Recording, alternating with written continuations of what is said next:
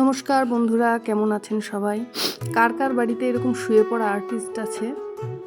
দেখুন আর্ট করার কায়দা।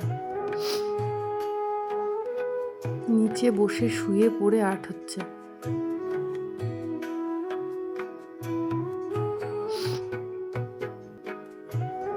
ঠান্ডা তো পড়ে গেল, সবারই একটু করে ঠান্ডা লেগেছে বলেছি জন্য আবার উঠে বসেছে।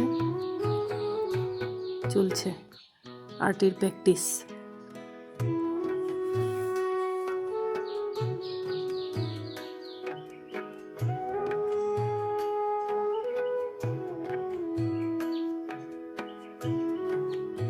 কেমন হয়েছে?